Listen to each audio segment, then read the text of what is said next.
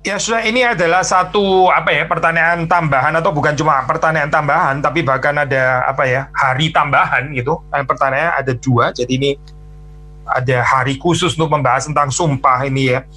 Mengapa pertanyaan ini perlu saya apa dikembangkan lagi daripada hukum yang ketiga ya? Karena di dalam konteks pada saat itu memang betul-betul ada, sebagaimana di dalam zaman kita sekarang juga masih ada ya pandangan seperti ini, yang mengajarkan bahwa orang itu nggak boleh sumpah sama sekali gitu ya, nggak boleh sumpah sama sekali.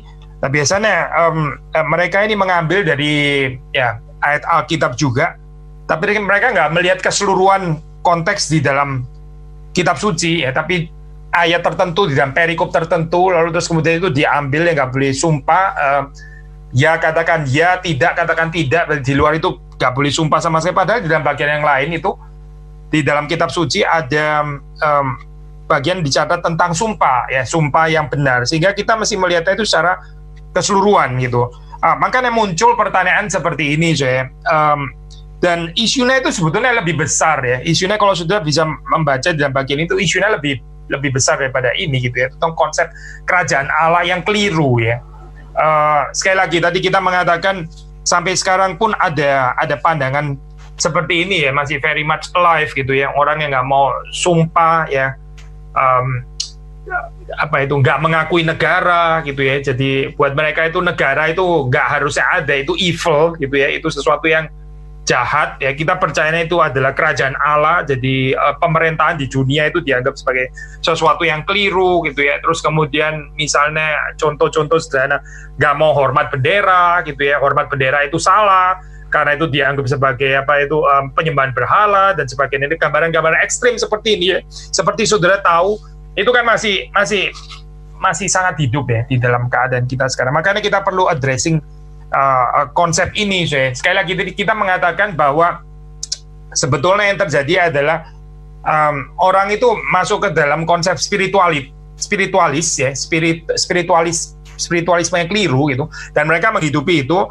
Mereka nggak bisa mempercayai tatanan yang ada di dalam dunia ini. Bagi mereka itu kerajaan Allah, ya berarti kita pemerintahan Allah, kita nggak boleh mengakui pemerintahan dunia, gitu ya. Kita beribadah kepada Tuhan, jadi kita nggak boleh hormat kepada bendera, dan seterusnya, dan seterusnya. Itu kan pandangan-pandangan seperti itu, pandangan ekstrim ya, itu diadres di dalam Katekismus Heidelberg. Jadi seperti saudara bisa membaca daripada jawabannya gitu kan ya. Di sini dikatakan boleh ya, boleh kalau pemerintah menuntut hal itu dari rakyat. Jadi ada pandangan teologis ya pada saat itu yang nggak mau sumpah sama sekali, bahkan pemerintah pun menuntut pun juga tetap nggak mau sumpah ya, karena mereka anyway juga nggak mengakui pemerintah di dalam hal ini ya. Mereka mau mendirikan kerajaan Allah sendiri ya, di bumi, tapi nggak mau menerima pemerintah yang sudah ada gitu. Jadi gambaran seperti ini saya bersangkut paut bukan cuma dengan hukum yang ketiga, tapi juga bersangkut paut dengan bagaimana orang percaya itu melihat pemerintah. Dan memang saya waktu kita mengumpulkan hal ini di dalam tema yang lebih besar ini, atau di dalam kaitan lebih besar ya, pemerintah sih memang pasti nggak sempurna dalam hal ini ya. Pemerintah bisa corrupted gitu. Tapi kalau kita punya discerning spirit ya, kita harusnya bisa membedakan ya, bagaimana yang kita perlu kritikal ya, bagaimana yang kita melihat ini ada anugerah Tuhan gitu di dalamnya gitu. Jadi melihat pemerintah sepenuhnya kritikal ya, kayak semuanya salah, totally corrupted sampai nggak ada sama sekali baik-baiknya ya, saya pikir itu discerning spirit yang gagal. Tapi sisi yang lain ya, melihat pemerintah itu sepenuhnya baik ya, nggak perlu ada yang dikritik sama sekali, itu juga persoalan yang lain lagi ya. Seperti kayak seolah-olah pemerintah itu seperti kayak Tuhan di dalam hal ini, nggak ada salahnya dan sebagainya. Nah di dalam gambaran seperti ini kita mesti bijaksana ya, minta pertolongan Tuhan, melihat bagian apa yang memang perlu kritik ya dikritik, bagian apa yang memang kita mengakui itu sebagai sesuatu yang baik, yang juga merupakan pekerjaan Tuhan yang dilakukan Tuhan melalui pemerintah, maksudnya di dalam kaitan ini ya, anugerah umum. Ya kita mesti appreciate hal itu juga gitu. Tapi kita balik kepada ini ya, pembahasan tentang hukum ketiga. Jadi kalau sudah membaca di situ kan, apakah boleh bersumpah demi nama Allah dengan maksud saleh? Jawabannya itu boleh ya. Jadi dalam tradisi teologi reform itu memperbolehkan sumpah yang benar ya. Alasannya apa? Nah kalau sudah melihat di situ Ini kalau pemerintah memang menuntut hal itu dari rakyat, memang kita ada tanggung jawab ini ya saya sebagai warga negara. Menjadi orang Kristen, menjadi orang percaya, menjadi orang beragama, bukan terus kemudian kita jadi nggak mengakui pemerintah karena kita mau mendirikan pemerintahan kita sendiri gitu, pemerintahan Allah gitu, saya bukan. Tetapi kita mengakui pemerintah sebagai yang diordin dari Tuhan juga, itu ditetapkan oleh Tuhan. Sudah bisa membaca misalnya di dalam Roma pasal yang ke-13 ya, ayat yang terkenal gitu ya. Pemerintah itu berasal dari Allah. Jadi pandangan yang nggak mau menerima pemerintah ya, yang mau menggulingkan pemerintah, pandangan seperti ini saya, adalah pandangan yang kita melihat nggak ada dasarnya sebetulnya. Karena pemerintah sekalipun itu ya, pemerintah nggak sempurna pun, itu juga berasal dari Tuhan. Tapi ada hal-hal misteri di dalam hal ini ya. Tuhan bisa mengizinkan itu pemerintah yang so corrupted ya, tapi tetap kita mengatakan ya pemerintah itu juga berasal dari Allah. Dan bagaimana sikap orang Kristen di dalam hal ini ya. Orang beragama merespons hal tersebut. Nah itu menjadi satu pembicaraan atau isu yang lain. Tapi sekali lagi saya di sini yang dibicarakan memang dalam kaitan dengan hukum ketiga, yaitu sumpah ya. Apakah sumpah itu dilarang di dalam semua cases, di dalam pokoknya nggak boleh sama sekali, mau bagaimanapun tetap nggak boleh begitu ya? Jawabannya adalah tidak gitu. Atau jawabannya, karena pertanyaannya itu apakah boleh, jawabannya itu adalah boleh ya. Kalau pemerintah menuntut hal itu dari rakyat, atau karena keadaan darurat, untuk dengan demikian meneguhkan kesetiaan dan kebenaran demi kemuliaan nama Allah. Saudara perhatikan ya, ini tujuan positifnya ini penting ya, in order to maintain and promote truth, untuk atau demi ya menjaga dan meneguhkan ya kebenaran. Kalau dalam bahasa Inggrisnya truth and trustworthiness ya, kebenaran dan kesetiaan di dalam terjemahan bahasa Indonesia. Nah, trustworthiness itu bisa dipercaya gitu ya, sesuatu yang bisa dipercaya. Trustworthiness, truth and trustworthiness demi kemuliaan Allah, demi kemuliaan nama Allah dan kebaikan sesama manusia ya. Jadi saudara perhatikan di situ ya, penekanannya itu adalah bersumpah dengan benar itu adalah bukan kita gitu ya, tapi untuk menyatakan kebenaran ya, sehingga nama Allah itu dipermuliakan dan demi kebaikan sesama. Saudara perhatikan ya, sama sekali bukan tentang kita gitu. Ada orang bersumpah nggak mau datang lagi. Saya sumpah nggak mau ketemu orang itu lagi gitu misalnya. Itu sumpah sakit hati namanya saya. Itu dosa ya di hadapan Tuhan. Orang bersumpah itu satu sumpah yang digerakkan oleh sifat kedagingan gitu. Nggak ada kaitannya dengan kemuliaan nama Allah dan juga bukan untuk kebaikan sesama, tapi karena egonya dia sendiri gitu ya.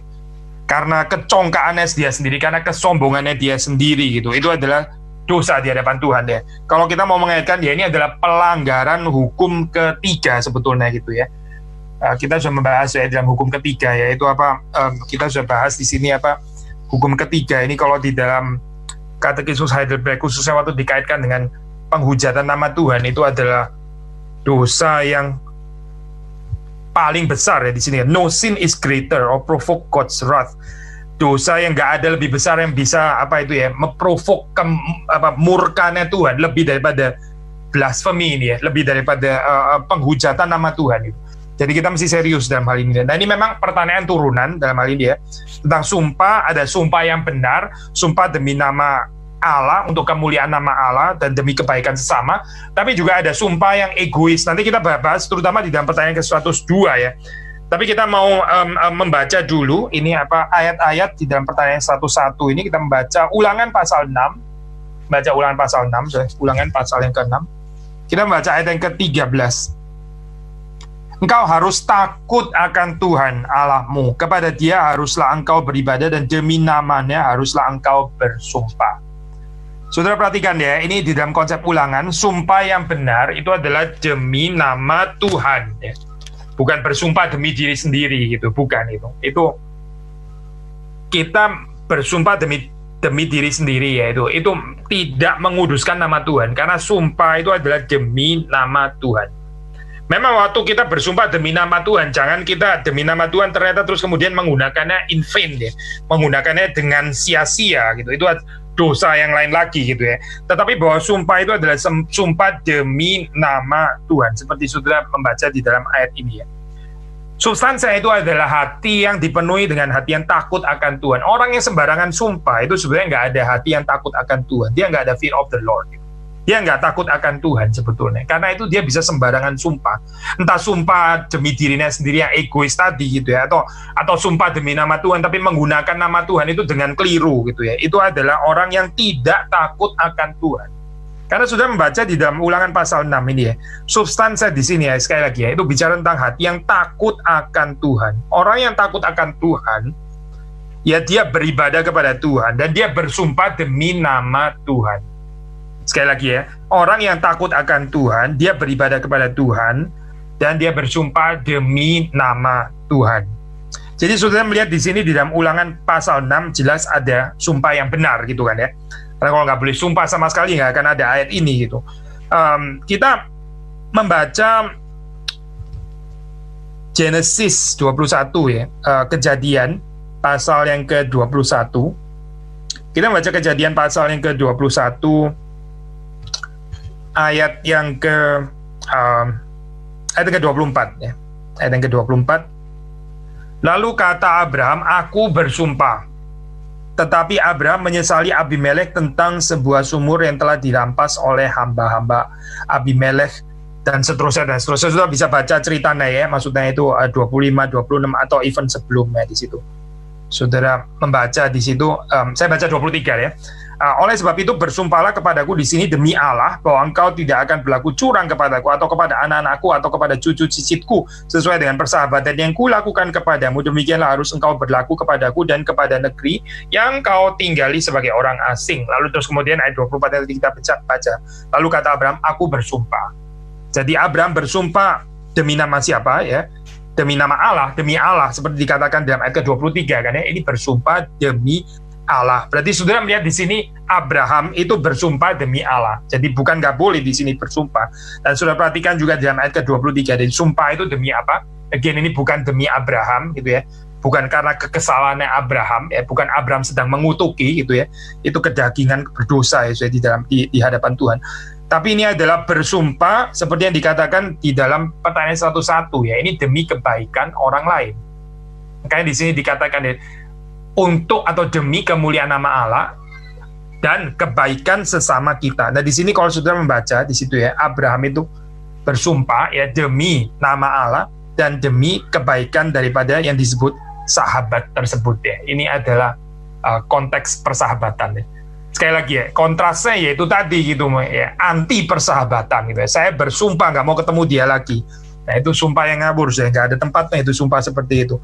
Itu lebih mirip kutukan sebetulnya, lebih daripada sumpah gitu. Dan kita ini siapa mengutuki orang seperti itu ya. Kita melanjutkan pertanyaan ke-102 ya, pertanyaan 102. Jadi sekali lagi mengulang satu-satu yang terakhir ya.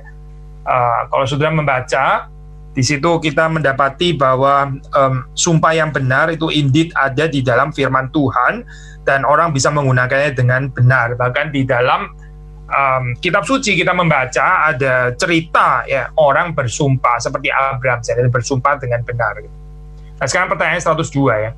Apakah orang boleh bersumpah demi orang-orang kudus tertentu atau demi makhluk lain? Nah ini ya.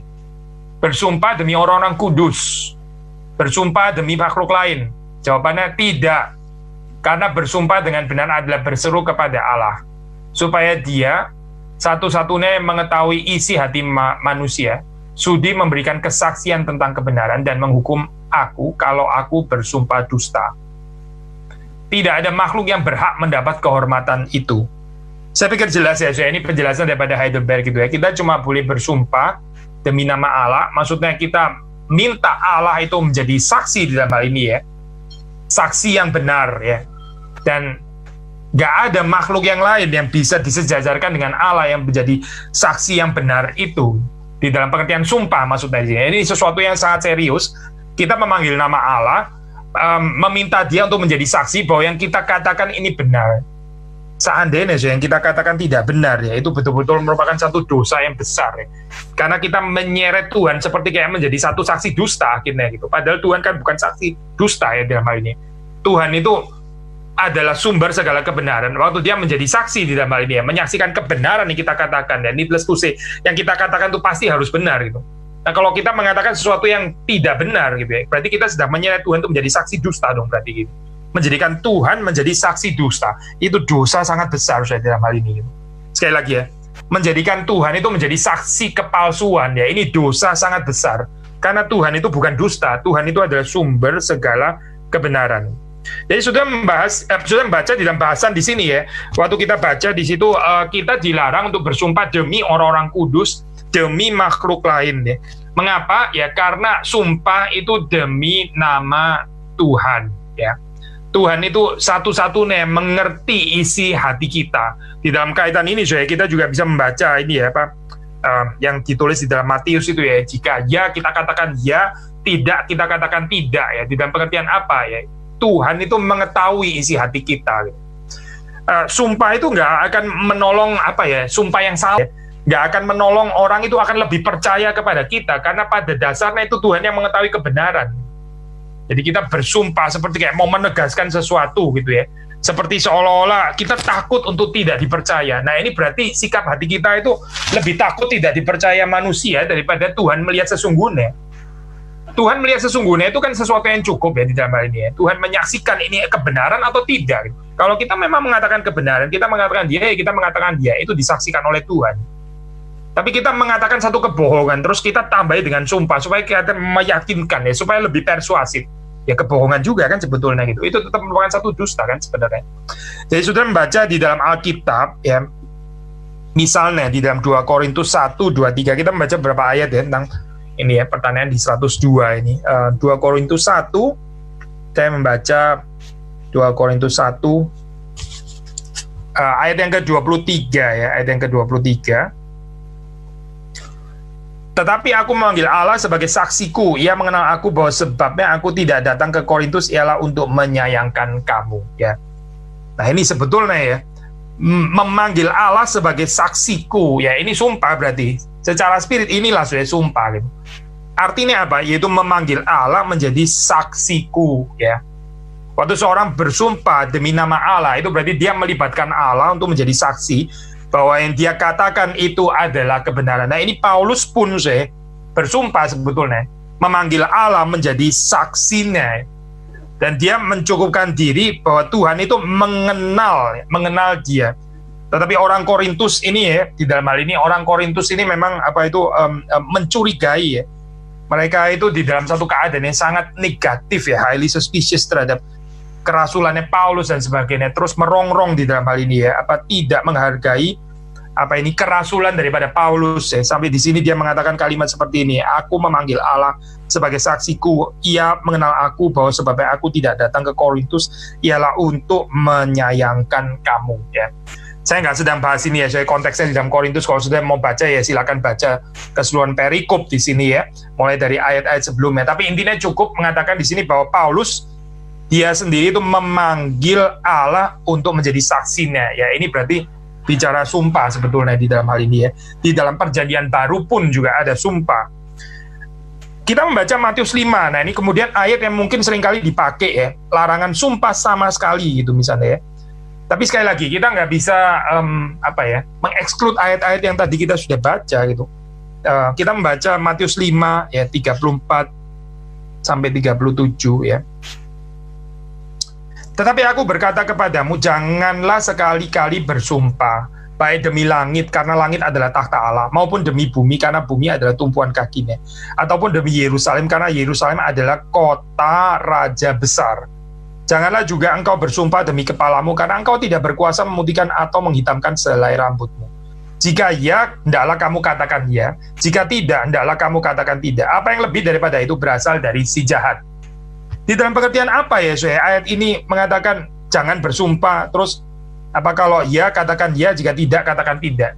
Nah, saudara mesti bisa merekonstruksi di dalam hal ini ya, penafsiran yang benar daripada ayat ini. Termasuk juga dari ayat-ayat yang tadi kita baca. Kalau kita cuma baca ayat ini berdiri sendiri, ya kita bisa mengerti, nggak boleh sumpah sama sekali, begitu ya. Nggak boleh bersumpah sama yang boleh adalah apa? Ya sudah, kalau bilang ya katakan ya, kalau tidak katakan tidak. Sudah nggak boleh memanggil Allah menjadi saksi sama sekali, itu berdosa. Tapi Paulus memanggil Allah menjadi saksi. Jadi Paulus berdosa atau tidak dalam hal ini? Ini dicatat lagi di dalam 2 Korintus gitu ya. Jadi saudara nggak bisa membaca Matius 5 ini ya sebagai sesuatu yang kita baca di sini ya, pokoknya ya udah, memang nggak boleh sumpah sama sekali. Yang boleh cuma bilang ya atau tidak gitu misalnya ya. Nggak boleh janjian, nggak boleh ada sumpah dan sebagainya. Spiritnya bukan itu saya. Saudara bisa merekonstruksi sebetulnya di dalam ayat ini ya, bahwa yang sedang terjadi itu adalah apa saya? Orang yang nggak jujur saya, sudah nggak jujur terus kemudian sumpah gitu. Sekali lagi ya, orang yang nggak mengatakan yang sebenarnya, tapi dia tetap sumpah dan berani sumpah gitu. Sumpah demi Yerusalem, sumpah demi ini lah ya Pak. Mungkin mereka nggak sumpah demi nama Allah gitu, tapi mereka merasa mungkin agak sedikit lunak. Ya nggak apa-apa lah, sumpah demi Yerusalem. Kan saya nggak sebut nama Allah gitu. Saya nggak melanggar hukum ketiga, saya cuma sumpah demi Yerusalem gitu ya, supaya orang lebih yakin. Tapi terus kemudian di sini dikatakan Yerusalem itu adalah kota raja besar. Kamu bersumpah demi Yerusalem, itu bukan nggak melibatkan Allah, karena Yerusalem adalah kota raja besar. Kamu bersumpah demi bumi, ya. Saya bersumpah demi bumi. Tapi terus kemudian Matius mengatakan di sini, bumi itu adalah tumpuan kakinya. Kamu bisa bersumpah demi apa yang Tuhan itu nggak terlibat sebetulnya, yang Tuhan nggak melihat, yang Tuhan nggak mengetahui. Nggak bisa kan dalam hal ini ya. Everything is connected dalam hal ini. Bumi pun itu adalah tumpuan daripada kaki Allah. Apalagi bersumpah demi langit, langit itu adalah tahta Allah ya. Jadi ada orang-orang yang bersumpah, mungkin mereka bersumpah bukan bersumpah demi nama Allah, bersumpah demi langit, demi bumi, demi Yerusalem dan sebagainya. Tapi seolah-olah mereka merasa nggak guilty ya, karena Allah seperti nggak terlibat. Tapi terus kemudian Matius mengatakan bagaimana Allah bisa nggak terlibat di dalam hal ini. Maksudnya ayat ini kita bisa tafsir sebagai encouragement juga. Kalau mau bersumpah ya harus bersumpah demi nama Allah gitu. Karena kamu bersumpah demi langit pun, itu kamu membawa Allah juga sebetulnya gitu. Jangan pikir kamu hanya bersumpah demi langit, hanya gitu ya. Lalu terus kemudian Allah jadi nggak terlibat, kamu boleh bohong-bohong sedikit, karena cuma demi langit, bukan demi nama Allah gitu ya. Oh tidak gitu. Jadi makanya di dalam kaitan ini, ayat ke-37 itu mengatakan, jika ya, hendaklah kamu katakan ya, jika tidak, hendaklah kamu katakan tidak. Ini berarti apa sih? Ini bicara orang yang nggak jujur gitu. Sebetulnya ya, tapi dia bilang sebetulnya ya tidak sih.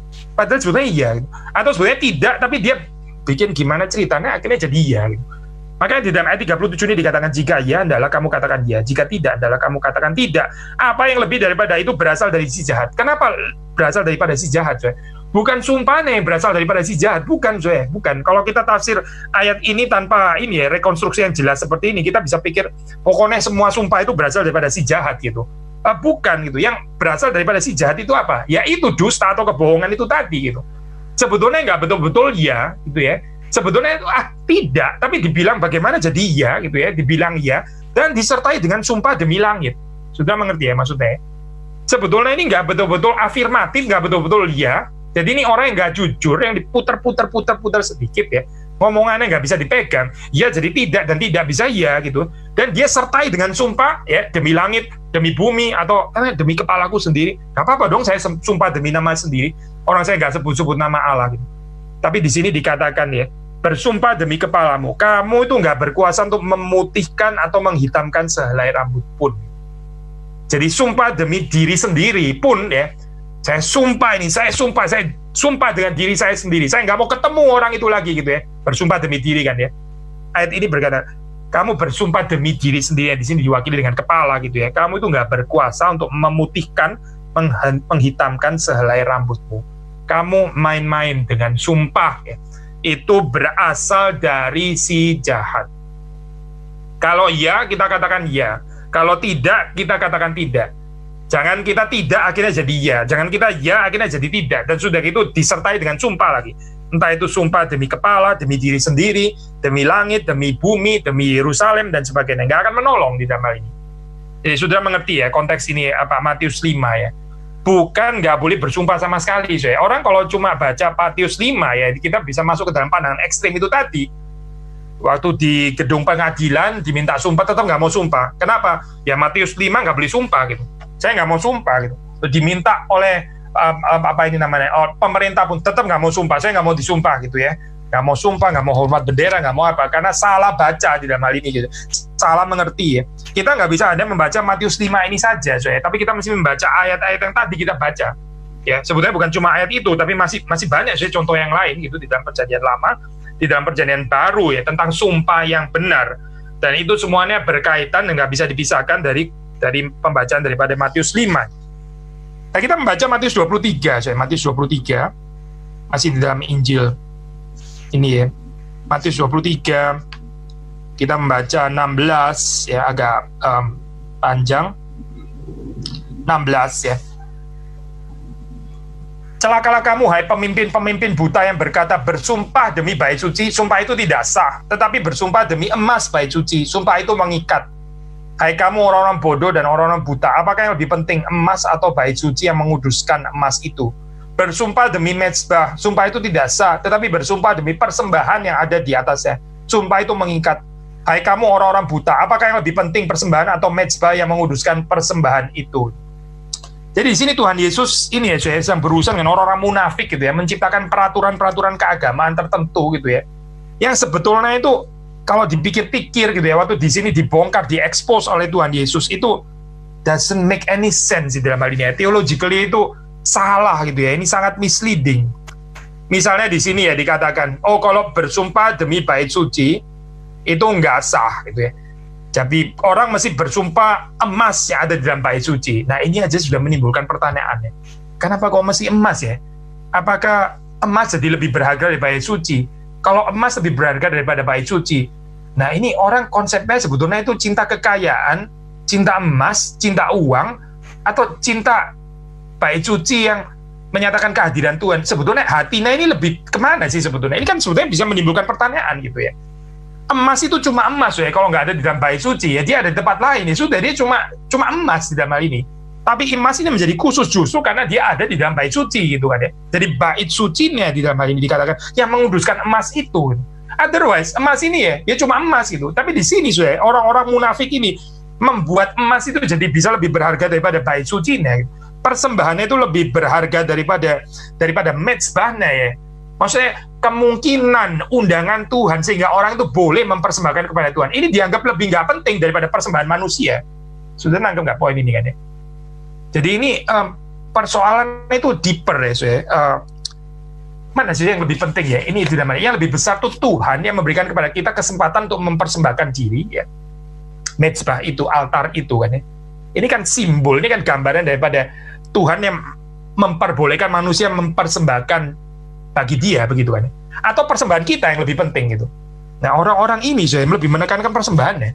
Kalau persembahannya ini yang penekanannya lebih kepada siapa? Kepada Tuhan atau kepada saya? Kepada saya kan ya, karena ini persembahan saya, ini adalah persembahan saya gitu. Tapi sebetulnya lebih penting kan adalah Tuhan ya yang memberikan kemungkinan, kesempatan kepada orang untuk berkorban bagi dia. Tapi memang dasar manusia itu narsisistik, dia lebih sukanya adalah persembahan yang saya persembahkan gitu ya. Itu yang jadi lebih penting, jadi mesti bersumpah demi itu ya. Ini kekacauan jadi di dalam ini ya, di dalam keagamaan. Kalau kita melihat di dalam Matius 23 ini ya, dari ayat-ayat yang kita baca, sebetulnya masih banyak yang kita bisa bahas gitu ya. Menyelidiki tentang kehidupan keagamaan kita ini sebetulnya lebih berpusat kepada Tuhan, atau lebih berpusat kepada kita ya. Tadi gitu misalnya, bait suci ya. Bait suci kehadiran Tuhan, emas ya. Emas ini jadi waktu kita lebih menekankan emas daripada bait suci. Jangan-jangan itu cuma menggambarkan hati kita yang tertarik kepada kekayaan gitu. Padahal bait suci yang penting yang menguduskan emas itu. Emas itu ya apa sih? Ya cuma emas. Kalau dia nggak ada di bait suci ya itu emas biasa.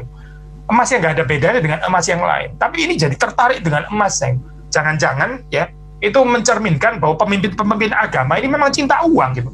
Makanya mereka mengarahkan orang itu sumpahnya kepada emas. Jadi ini sumpah yang nggak karu-karuan saya. Orang yang hatinya tertarik kepada kekayaan tapi berani sumpah gitu, dan sumpahnya demi emas gitu misalnya, emas yang ada di dalam bait suci gitu. Jadi mereka ini gagal paham ya ibaratnya itu, mereka itu salah mengerti ya bahwa yang penting di sini adalah itu kehadiran Tuhan ya. Orang kalau bersumpah itu menjadikan Tuhan menjadi saksinya ya, bait suci ya, karena Tuhan hadir di sana maksudnya gitu. Tapi di sini malah demi emas, maksudnya apa gitu? Bersumpah demi emas, apakah emas itu saksi gitu? Apakah mamon itu ditarik menjadi saksi? Apa yang menjadi saksi ini terus kemudian kekayaan gitu? Ini aneh sekali, saudara bisa melihat di sini sumpah orang itu bisa macam-macam ya kalau kita melihat di dalam Alkitab gitu.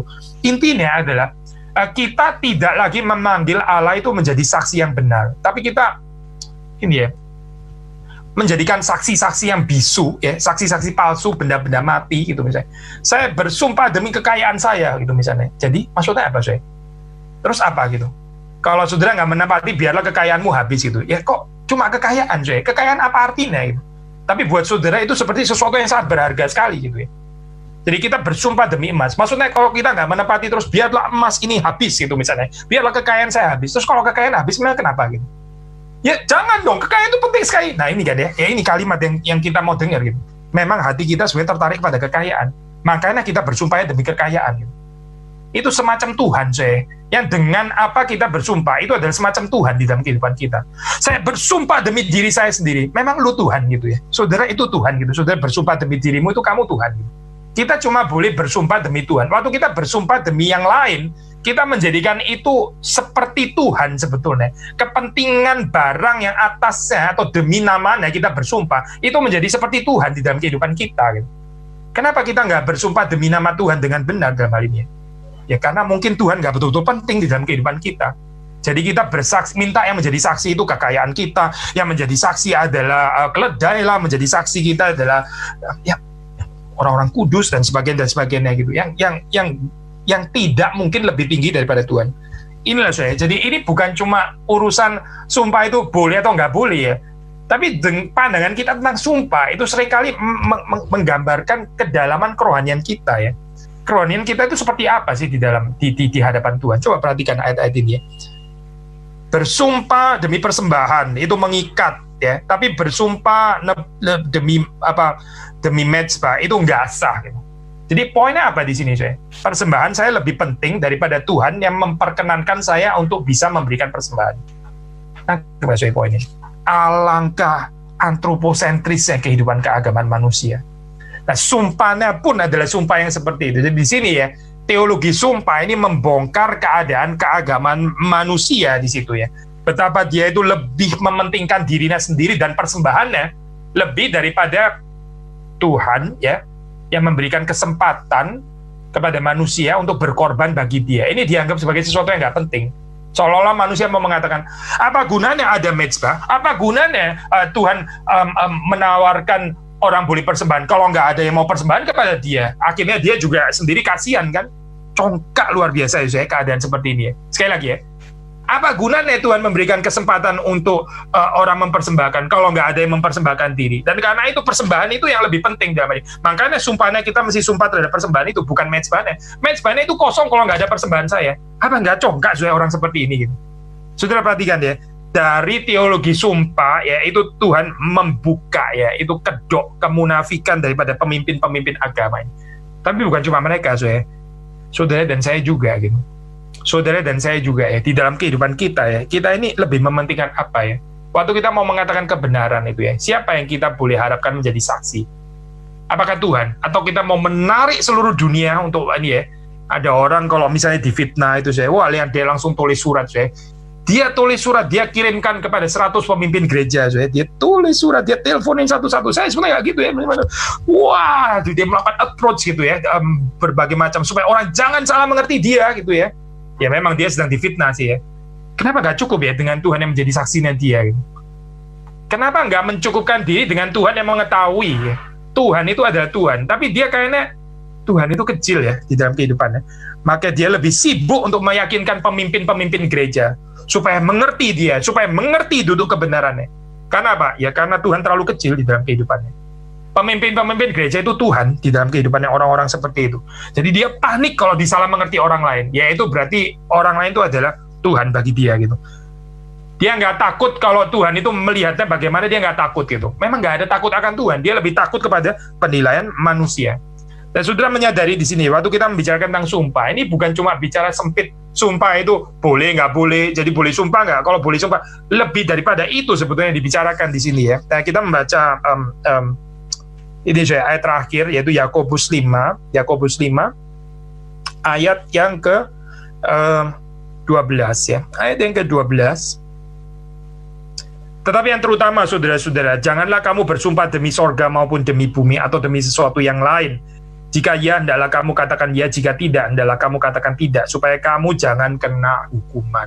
Ya, serius ya, saya bisa kena hukuman. Mirip sekali saya ini Yakobus ya, sangat dekat dengan apa yang dicatat di dalam Matius ya, sumbernya sama sih di dalam hal ini ya, pengajaran daripada Tuhan Yesus gitu kan ya.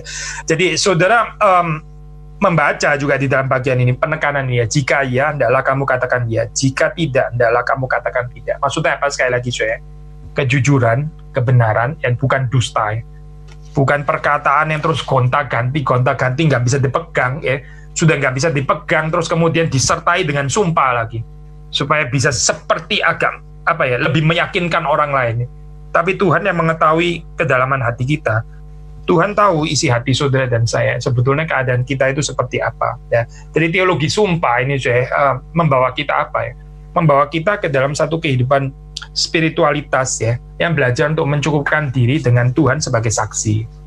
Tuhan yang mengetahui saudara dan saya itu harusnya cukup. Di dalam spirit ini kita juga bersaksi bagi Dia ya. Tuhan menjadi saksi bahwa di dalam kehidupan kita itu kita hidup benar ya. Dan itu harusnya cukup itu. Demikian juga kita hidup bersaksi bagi Tuhan. Kiranya Tuhan memberkati kita